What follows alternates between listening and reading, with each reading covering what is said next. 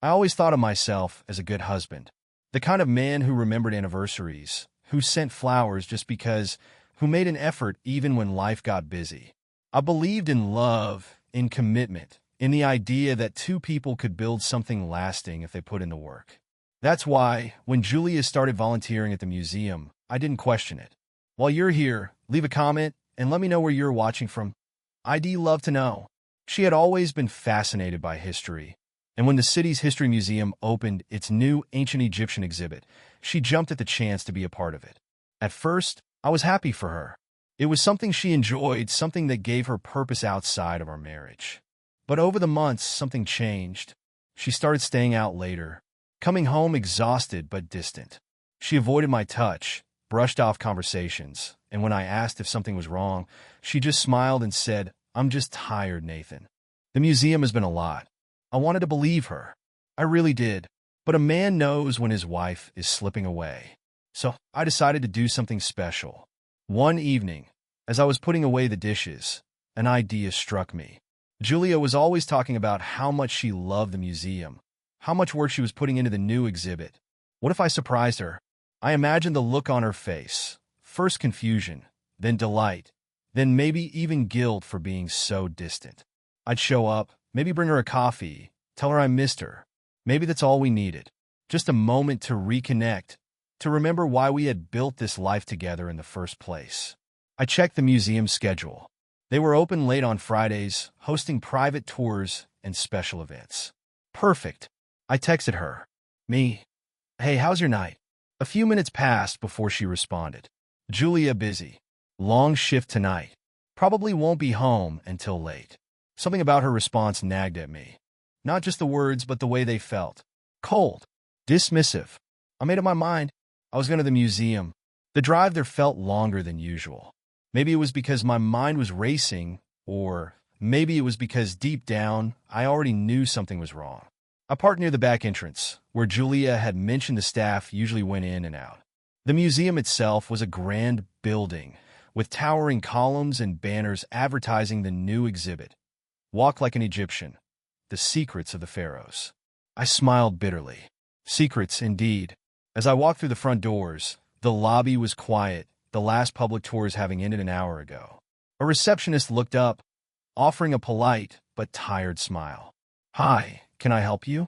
"Yeah, my wife, Julia Foster. She's a volunteer here. I wanted to surprise her, maybe bring her some dinner." I held up the bag I had grabbed on the way, an excuse to be there. The receptionist's smile faltered slightly. "Oh, Julia?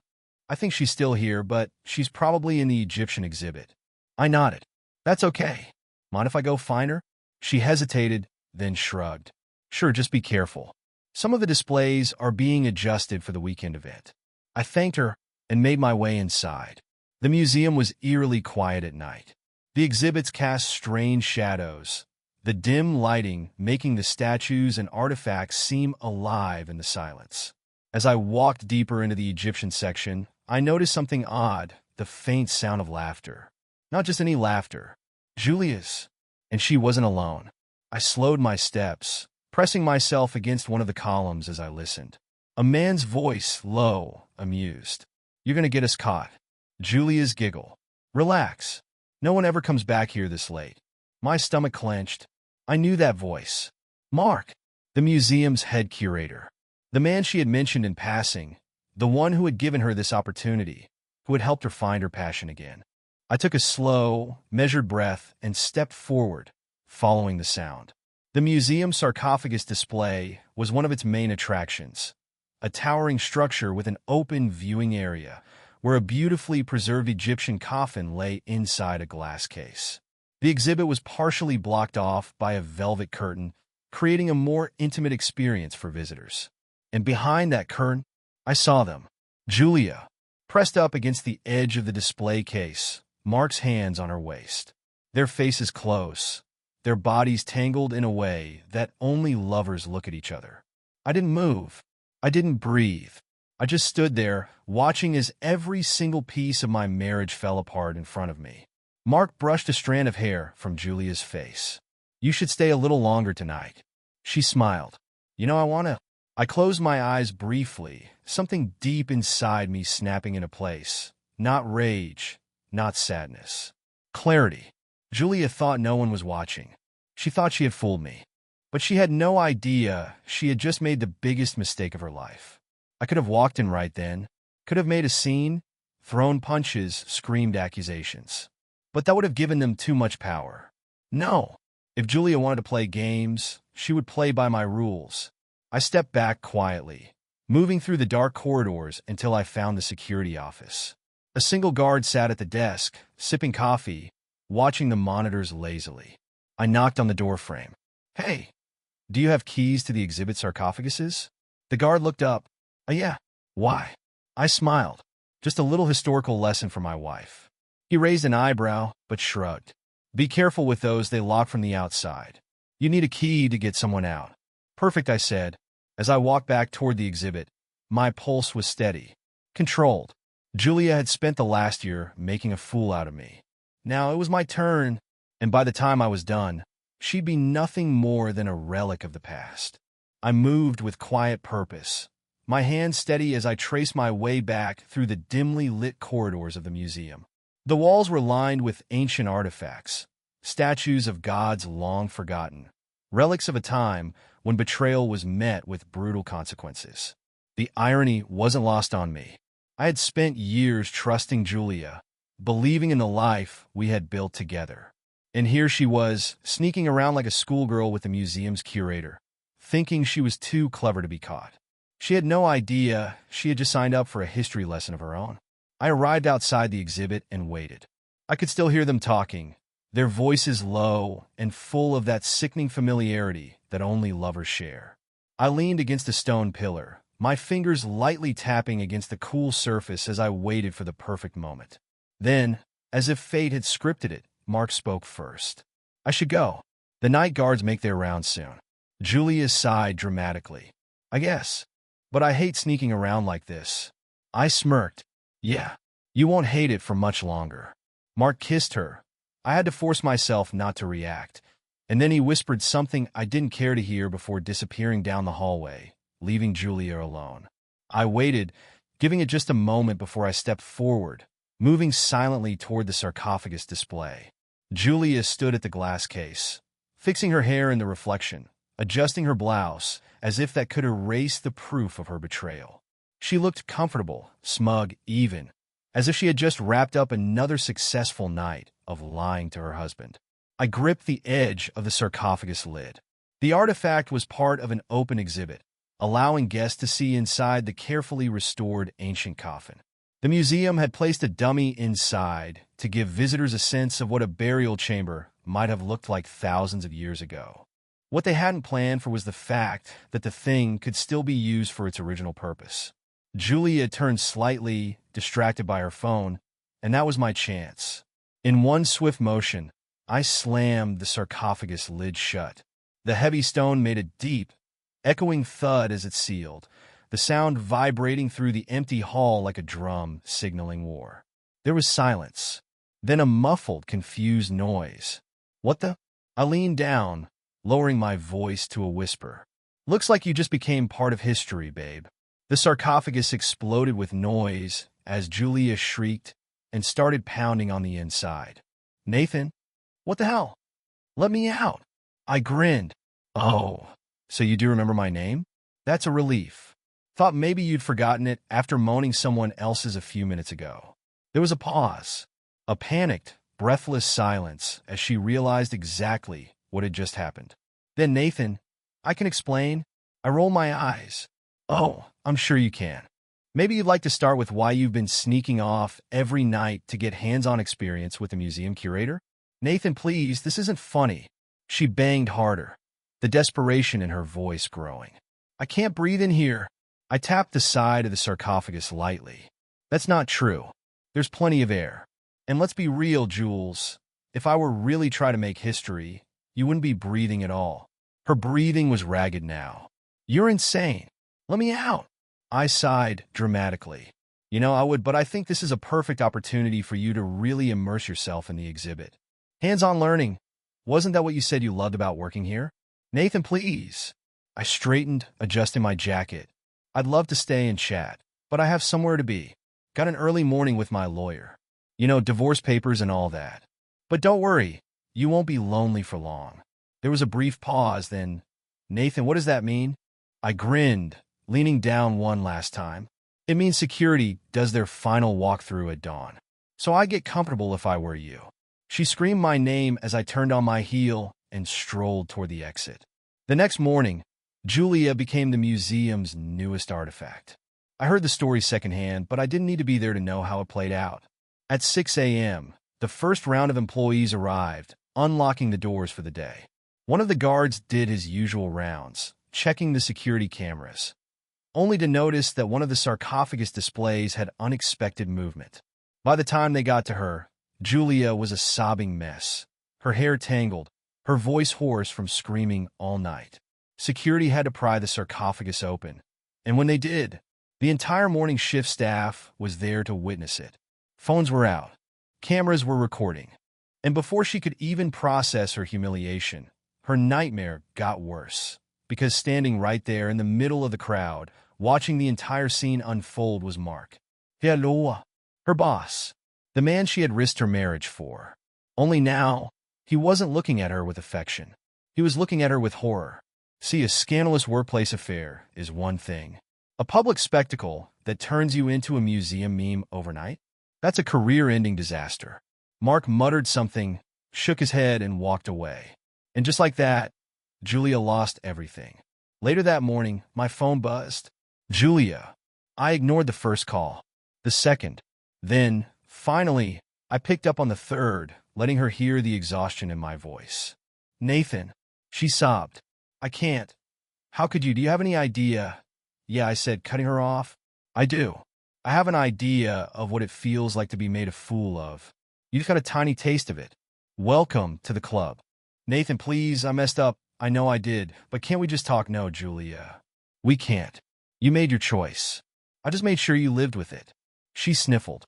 What happens now? I smirked. That's up to you, babe. But if I were you, I'd start looking for a new job. I don't think they're going to want to keep you around after this. Nathan, please, I hung up.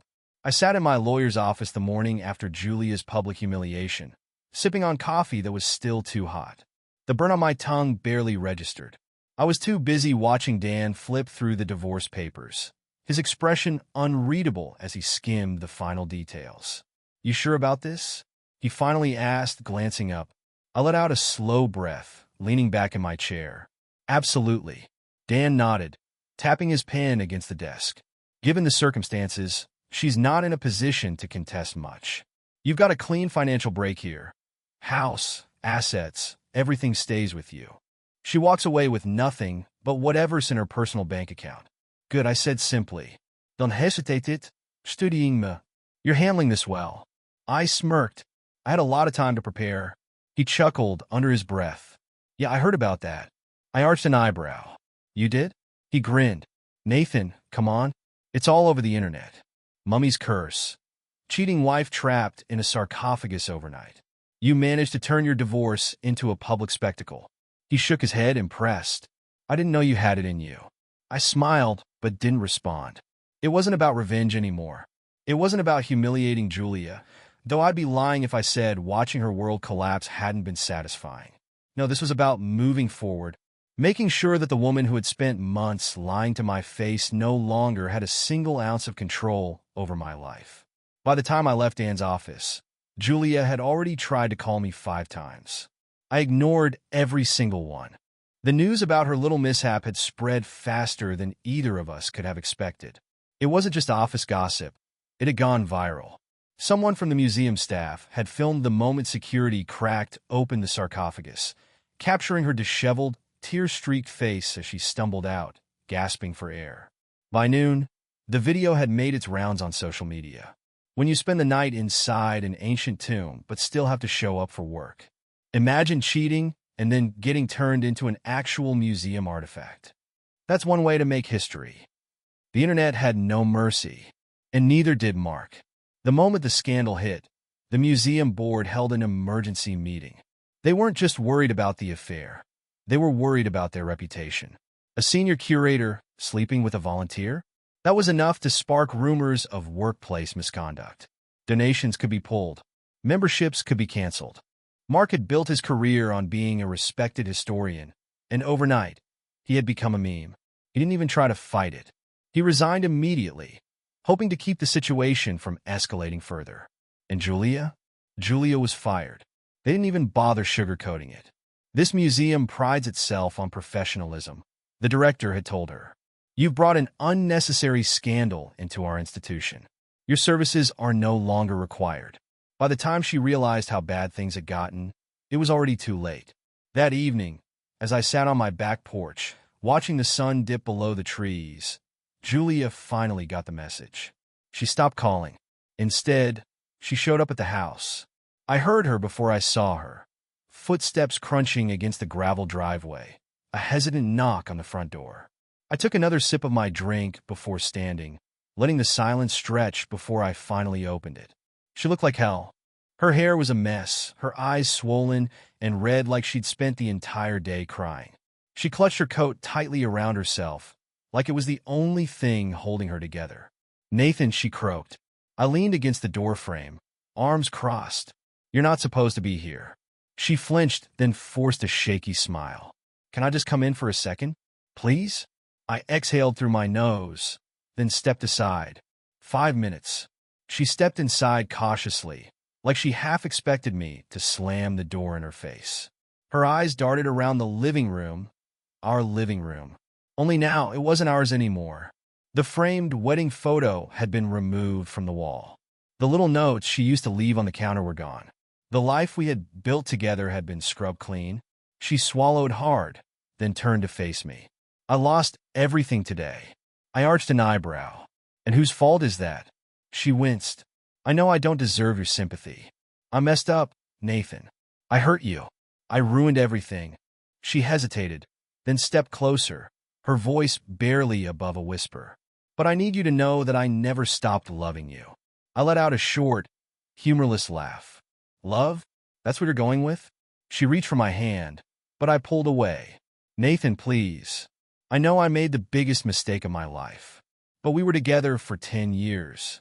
Doesn't that mean anything to you? I stared at her for a long moment, then spoke evenly.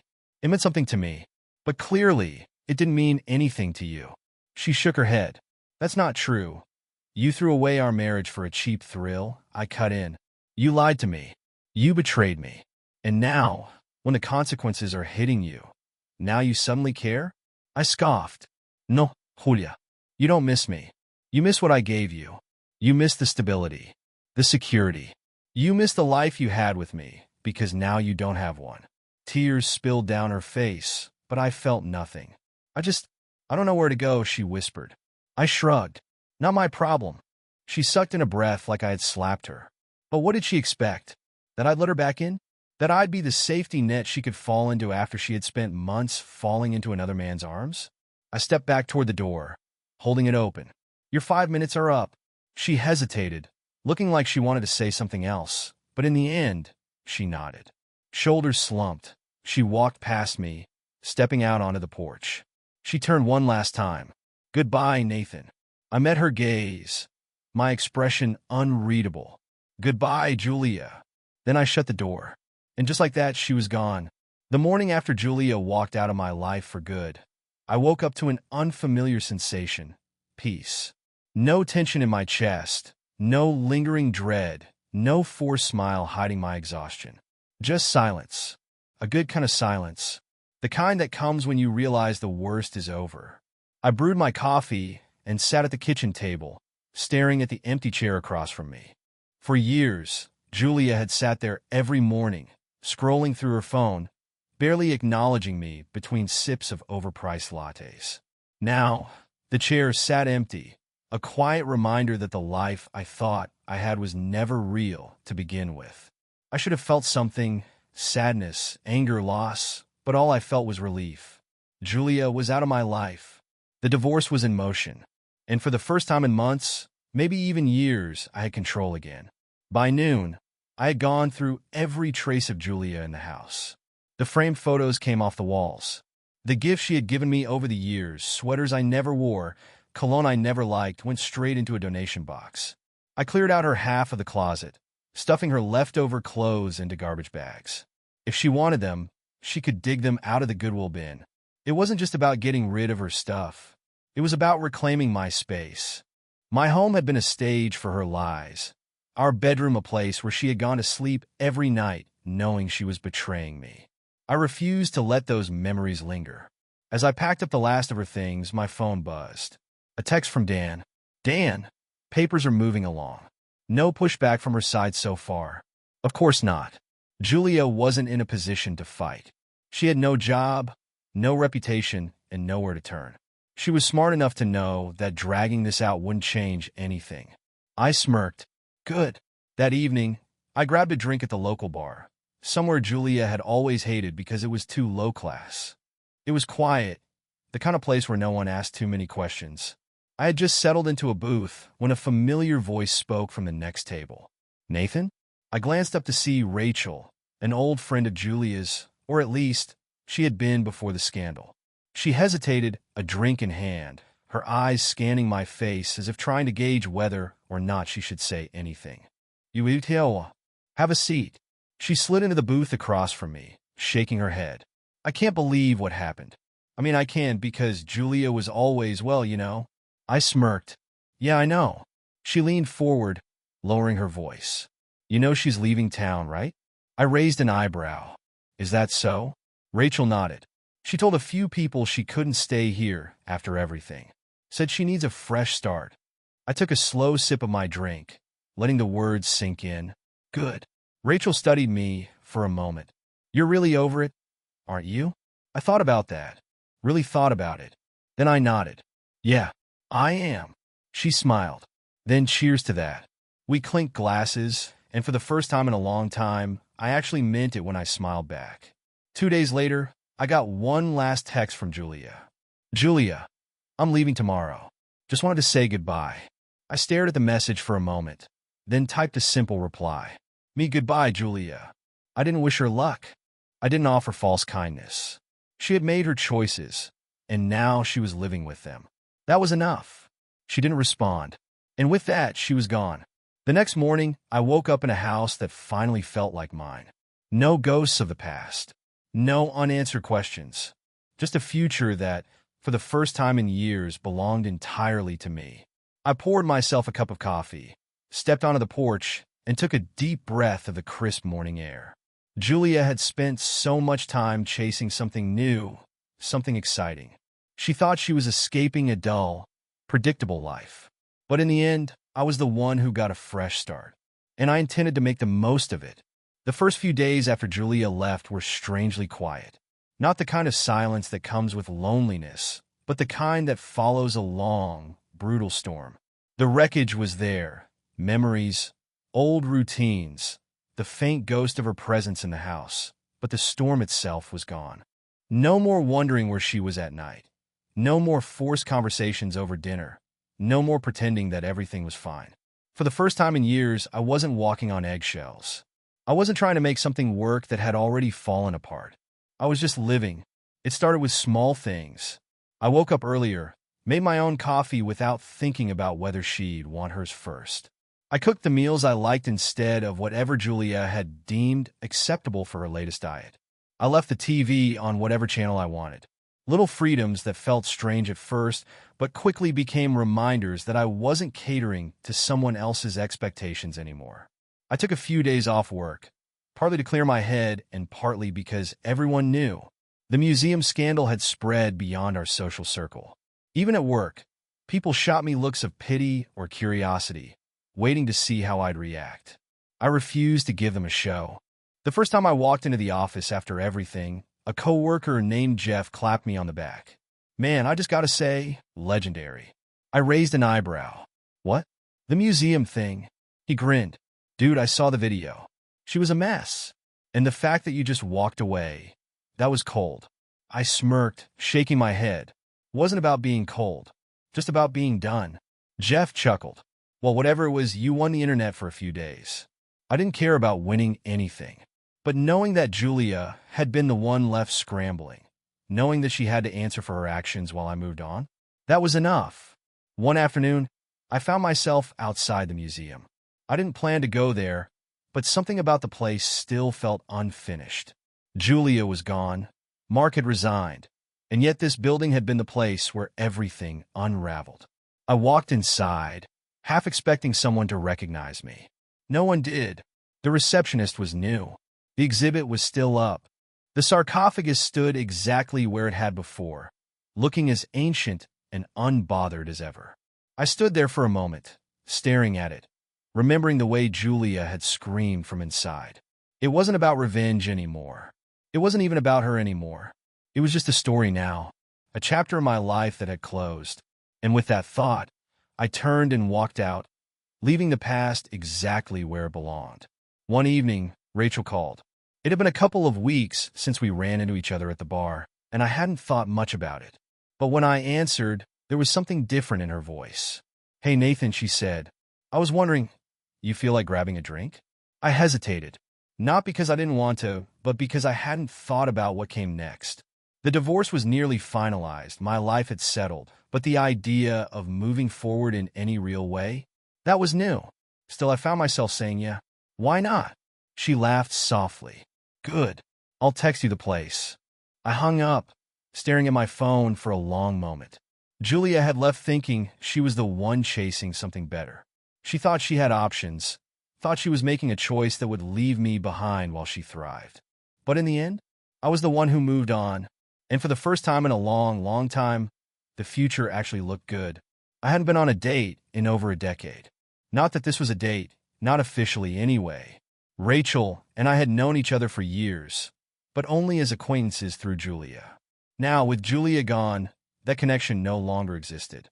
We were just two people sitting across from each other in a quiet bar, sipping drinks and pretending this wasn't something different. She smiled over the rim of her glass. "You seem more relaxed than the last time I saw you." I smirked. That's what happens when you remove toxic people from your life. Rachel laughed, shaking her head. "I still can't believe she did that to you." I shrugged. "Honestly, I can't." Looking back, the signs were always there. I just didn't want to see them. She studied me for a moment, then leaned forward. "So what now? What does Nathan Foster do with his new, betrayal-free life?" It was a good question, one I hadn't fully answered for myself yet. My life had been built around my marriage, my routines, my expectations for a future that no longer existed. But now I was free to rebuild. I took a sip of my drink, considering my words. I think I just focus on myself for a while. Work, travel, figure out what I actually want instead of what I thought I was supposed to want. Rachel tilted her head. "And if you meet someone along the way?" I smirked. "Then I guess we'll see what happens." The conversation flowed easily after that, laughter coming naturally. Rachel wasn't just a reminder of the past. She was proof that there was a future. A week later, Dan called with an update. "Divorce is finalized," he said. "Julia signed everything. No contest." I exhaled, feeling lighter than I had in months. "So that's it? It's done?" "Done, chocolate. It's done. You're a free man." I thanked him and hung up, staring at the papers on my desk. Julia was officially out of my life, her name nothing more than ink on a legal document. No more ties. No more shared finances. No more pretending. That same afternoon, I got a text from an unknown number. "Julia, I heard the divorce went through." I don't know what to say. I stared at the message, debating whether to respond. Then finally I typed back, "Me." "Then don't say anything." I hit send, blocked the number, and that was the last time I ever thought about Julia Foster. I spent the next few weeks reclaiming my life. I traveled for the first time in years, booking a weekend trip to the mountains just because I could. I threw myself into work, not as a distraction, but as a reminder that I had built something for myself, something Julia had never been a part of. And Rachel? She became a regular part of my life. It started as casual meetups, drinks after work, conversations that felt easy and unforced. But somewhere along the way, things shifted. One evening, as we walked through the city, she glanced up at me. I think you're actually happy now." I looked down at her, really looked at her, and realized she was right. "Yeah," I said, "I think I am." And for the first time in a long, long time, I knew I actually meant it. Months passed.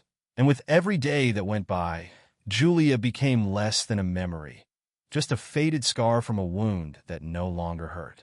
Life moved on, and so did I. Work kept me busy, travel became a habit rather than an escape, and Rachel became something I hadn't expected. It wasn't like I had planned to move on so quickly. After everything Julia had put me through, the last thing I wanted was to get tangled up in another relationship. But Rachel had a way of just being there, without expectation, without pressure. She didn't try to fix me, didn't treat me like some fragile man recovering from heartbreak. She just treated me like me. And somewhere between casual conversations and late-night drinks, I realized I actually liked the person I was becoming. I had spent so many years twisting myself into the version of a husband Julia wanted, accommodating, patient, predictable. Now I was figuring out who I was without her. And I liked that version of myself a hell of a lot better. One evening, as Rachel and I sat at a quiet restaurant downtown, my phone buzzed. An old friend, Mike, had sent a message. "Mike, saw Julia today. She's not doing great." I stared at the text for a second, then put my phone down without replying. Rachel noticed. "Something wrong?" I exhaled. "Julia's falling apart, apparently." Rachel raised an eyebrow, sipping her wine. "And how do you feel about that?" I thought about it. A few months ago, I would have taken satisfaction in knowing she was suffering. The woman who had thrown away our marriage, who had humiliated me, was now the one struggling. But now, I just didn't care. I shrugged. Not my problem anymore. Rachel smiled. "Good answer." I didn't go looking for Julia. But a few weeks later, fate decided to throw her in my path anyway. It happened at the grocery store of all places. I was grabbing a bottle of whiskey when I heard a familiar voice behind me. "Nathan?" I turned and there she was, Julia. But not the Julia I remembered. She looked exhausted, thinner than before, her hair messily pulled back as if she hadn't put effort into herself in weeks. Her eyes were dull, her shoulders slumped. She clutched a basket with a few basic groceries. Cheap instant meals, nothing like the organic, overpriced things she used to insist on buying. I just stared at her, not with anger, not with resentment, just indifference. She let out a shaky breath. I wasn't sure I'd ever see you again." I kept my voice even. "And yet, here we are." Her eyes darted to my hand, where I still held the whiskey. Are you doing okay?" I smirked. "Better than ever, actually." She swallowed, nodding slowly. "I heard you've been seeing someone." I tilted my head. "Did you?" She looked down at the floor. "People talk." I didn't confirm or deny it. Instead, I watched her shift uncomfortably, like she was working up the courage to say something more. Finally, she whispered, "I made a mistake." I exhaled through my nose, amused. "That's one way to put it." Her voice cracked. "Nathan, I'm serious. I lost everything. My job, my reputation. Mark left town, and I have nothing. I don't even know who I am anymore." For a moment, I almost felt sorry for her. Almost. But then I remembered all the nights I had spent wondering where she was, all the times she had lied to my face, the way she had laughed with another man while I was home waiting for her. And just like that, any sympathy I might have felt disappeared. She looked up at me, her eyes glassy. "I miss you." I let out a small chuckle, shaking my head. "No, you don't. You miss the life you had with me. The stability, the security. You don't miss me, Julia. You miss what I gave you." She reached for my hand, but I stepped back. "Nathan, please. If we could just talk." "Maybe," I interrupted firmly. "There's nothing to talk about. You made your choices, Julia. And now you have to live with them." Her lips trembled. "I don't know how to fix this." I met her gaze, my expression unreadable. "That's not my problem anymore." With that, I turned, paid for my whiskey, and walked out without looking back. That night, as I sat on my porch with a glass in hand, I thought about Julia for the last time. She was no longer the woman I loved, no longer the woman I hated. She was just someone I used to know. I wasn't defined by her betrayal anymore. My life wasn't about revenge or proving anything. It was just about living. And for the first time in years, I was finally doing just that. Thank you for listening to the end. I hope you enjoyed it very much. Don't forget to give a like and tell us in the comments what you would do in such a situation.